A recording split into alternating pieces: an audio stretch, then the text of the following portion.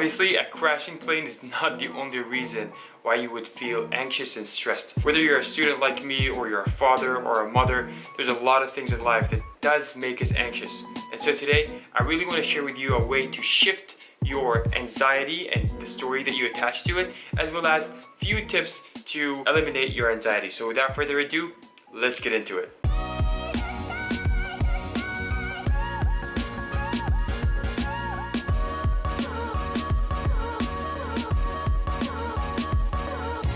Hey, my name is Sulai.Medcom from Think Smart, and I'm a clinical researcher, and today I just wanted to really share with you some of the tips that I use in terms of how to shift my anxiety and how to really go about it and use it as a fuel instead of discouragement. How does that sound? Get it? Got it. Good. So if you want to eliminate your stress, the first thing you want to think about is your mindset towards the anxiety or the stress.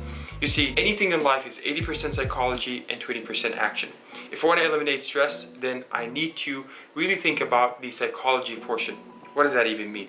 You see, what makes stress harmful is the story that we attach to the stress itself. Sulai.Medcom, which is a psychologist at Stanford, warned about the dangers of stress for decades before she knew that she was wrong. It turns out that stress can actually be your friend and my friend, and it's all about the story that we attach to stress. How does that happen? It turns out the stress can actually be your friend.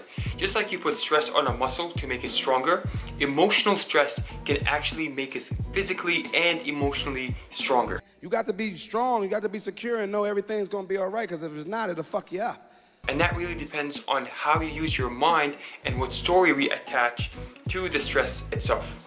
On an 8-year-long study, adults who experienced a lot of stress and believed that stress can give them harm were at 43% increased risk of having a disease, while other adults that experienced just the same amount of stress but believe that stress is actually a fuel and is giving them the energy to actually do the task were at no risk of disease. And so the bottom line here is that the story that you attach to the stress is what makes the stress good or bad. Physical signs of stress, such as the pounding heart or the high blood pressure, doesn't actually mean that you're stressed and you're anxious. The story that we hold to the anxiety itself is what makes the biggest difference. So every time that we feel anxious, we think that anxiety is giving us that fuel to do a task. Guess what? You'll actually be more motivated to the task, and you will not be afraid of the anxiety itself. And so what I can tell you is embrace the anxiety and use it as a fuel, because really anxiety depends on the story that we attach to it. Alright, so here's 2 tips that I have to eliminate your anxiety. First, we shifted the mindset on how to think of anxiety, and now let's actually look at 2 ways to eliminate anxiety. Here's the thing, we have to take massive action. Progress equals happiness.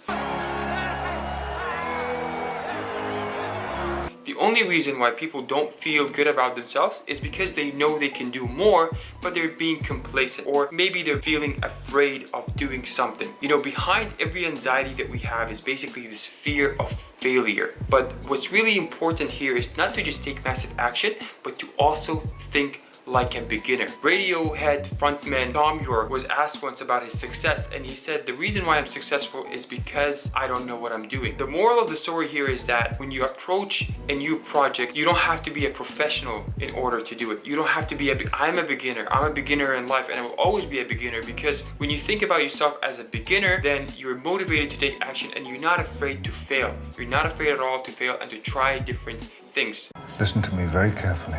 So take massive actions and don't care at all about the results. The second tip that I have for you is that readers are leaders. You know, it has been scientifically proven that reading just for 6 minutes can reduce your anxiety by about 68%.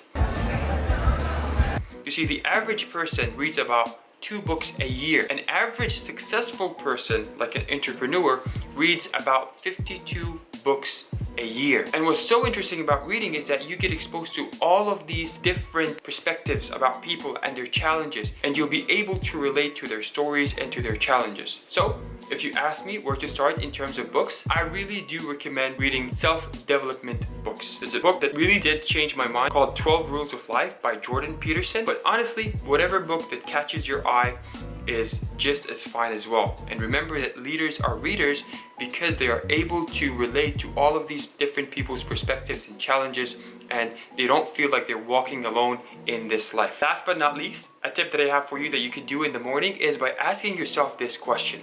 What is something that I would do today to make my life better? And what would I do to motivate myself to actually follow through in this action?